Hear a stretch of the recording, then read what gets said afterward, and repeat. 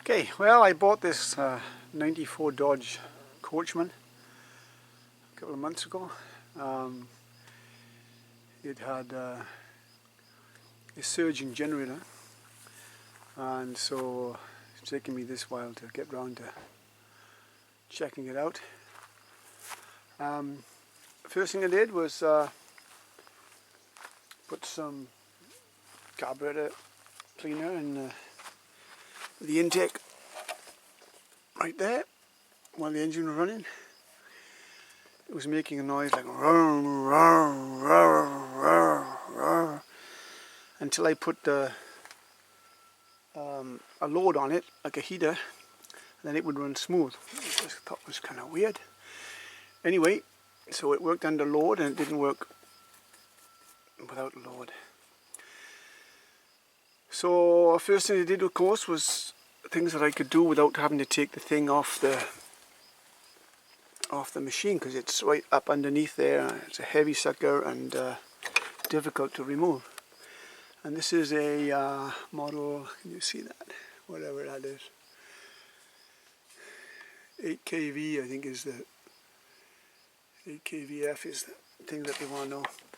Anyway, so that was the first thing. Second thing I did was just took out this thing here, whatever it is. It's a thing that pops off actually, and underneath there, whoops. Underneath there, there's a screw that comes out with some needles or something, holes in the end of it. Let's take this off as well. Of course, I dropped this sucker.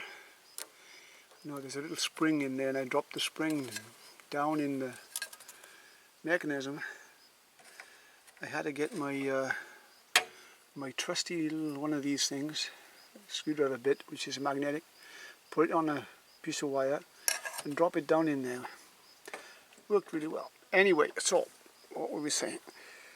Right, so then I did that, and I was able to get this one out here as well with difficulty, because it's way up under the engine, under the car. Got that one out. Just got a couple of jets in there, cleaned that out, put it in carburetor fluid, and that was pretty much all I could do. Oh no, I actually no, that's not true. I took the air filter off. I mean, I couldn't get the filter off because the bottom side of the filter is connected. You can't get at it. So I took the hose off from the carburetor here, and they talk about measuring it with 3 pounds per square inch, something, I don't know.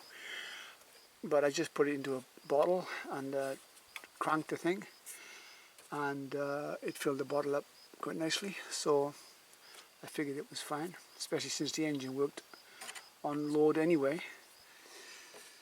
So next did I do? Well, that proved the pump was working fine as well. So the pump and the filter were fine, even though they say in the troubleshooting guides, you know, it's one of the problems. So I had to bite the bullet then now. No, next thing I did was going on YouTube, of course, and I looked for Onan generators, and people were talking about this wonderful seafoam spray. Da-dam! So I bought some seafoam spray, sprayed the whole bottle pretty much into the inlet of the carb right there when the engine was running. Lots of nice smoke and stuff, but that's about it. No difference. What else? That was it. It wasn't too helpful. So then I this morning decided to go at it. So I took the thing out, and in order to do that, it's so heavy I had to take the bolts off the one side, this side here, and put a jack under the bolt, under the generator and lower it down a bit and then tie it with wire. Go on the other side, do the same thing, lower it down, tie it with wire. I'm by myself, so you know, I had to improvise. So the next thing I did was, of course, when you take it down, you have to actually take the wires out. How you're supposed to do it, I don't. These wires, I don't know how you're supposed to do it. These go up through this, connect this conduit into the car, and I suppose you're supposed to go into the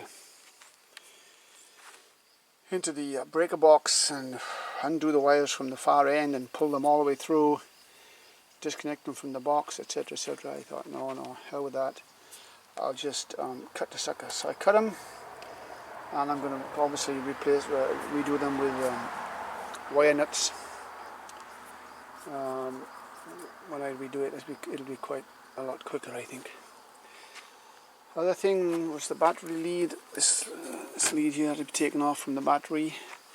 There's no way of disconnecting this from the inside, and it's such a thick wire, I wouldn't want to cut that one. So that wasn't so hard. That comes up to our battery here. Well, nothing much to see there. So that's that, and then there's a plug this plug here. Whoops, where's my fingers? There's that plug that plugs out. That's for your remote start. That's it. Okay. So I got it out. I've rigged up a little system here to fire it up on the desk.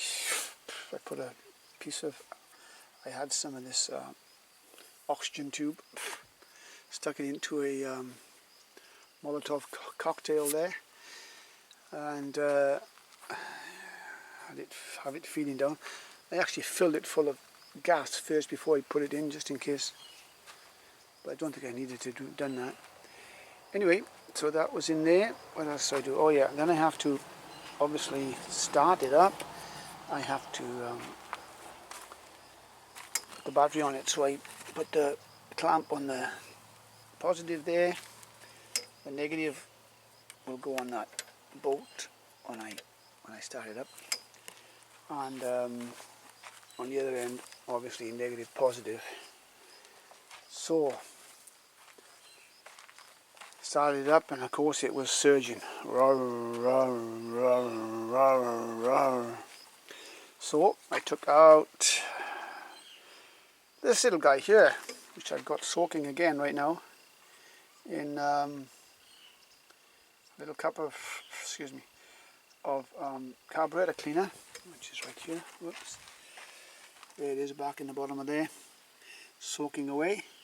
And it had, well, let me see if I can show you. I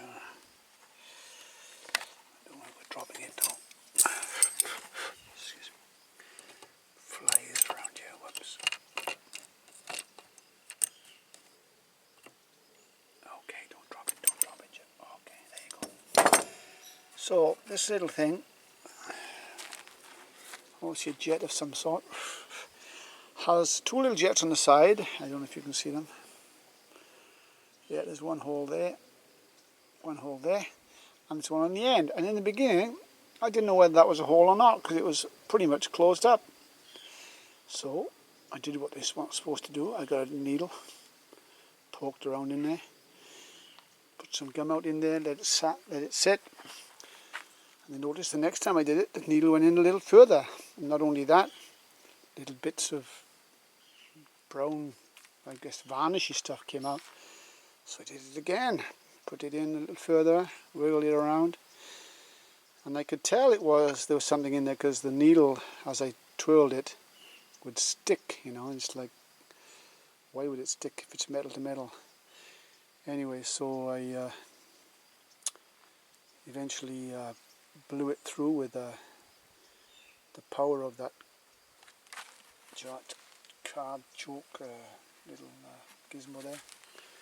Blew it through, and I put it in through one of these side holes, and just shot out through the top, which it wasn't doing when I first started. So there's your problem. Put it back in the machine, started her up, and she runs like a baby.